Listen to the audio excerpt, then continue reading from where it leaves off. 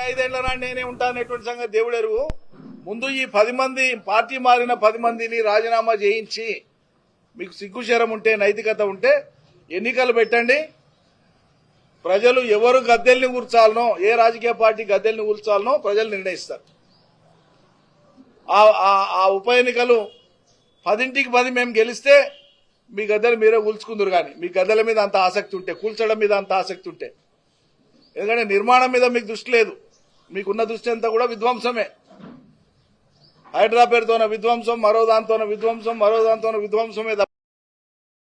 ఇది కేసీఆర్ కాలంలో నిర్మాణమైనటువంటి గ్రామ స్థాయి నుంచి రాష్ట్ర స్థాయి దాకా, చిన్న బిల్డింగ్ల నుంచి భారీ ప్రాజెక్టుల దాకా, చిన్న కమ్యూనిటీ హాల్ల నుంచి భారీ భవంతుల దాకా కట్టింది మేమైతే రిబ్బన్లు కత్తిరించే పని మీరు చేసుకుంటా తిరుగుతున్నారు.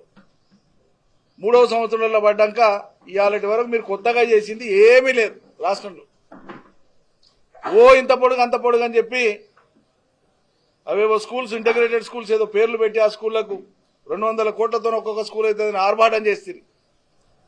ఏడాదా ఫౌండేషన్ లేచి రాష్ట్రంలో ఒక్కదానికి ఇవాళటి కూడా పునాది తీయలే. ఒక్కదానికి పునాది తీయలే.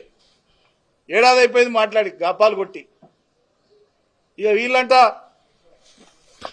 రాష్ట్రంలో ప్రజలకు ఏదో చదివే రానట్లు, ఈయన వచ్చినాకనే మొత్తం విద్యాలయాలు పెట్టినట్లు, ఈయన వచ్చినాకనే మొత్తం రాష్ట్ర ప్రజల యొక్క చదువు బాధ్యత తీసుకున్నట్లు, ఇవ్వనికే భూములు లేవు కానీ పంచనికే భూములు లేవు కానీ నేను విద్యను పంచుతా అని చెప్తున్నాడు ఈయన పెద్ద మనిషి.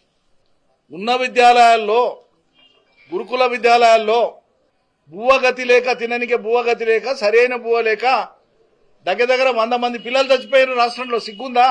మీరు రైతు బంధు ఎగ్గొట్టి, బోనస్ ఎగ్గొట్టి, అరకొర చేసిన రుణభారంతోన, రుణమాఫీతోన, అనేక రకాల ఇబ్బందులతోన వ్యవసాయం మళ్ళోసారి సంక్షోభంలో పడి 700 పైచిలకు రైతులు, సుమారు దగ్గర 800 మంది రైతులు తమ ప్రాణాలను వదులుకున్నారు.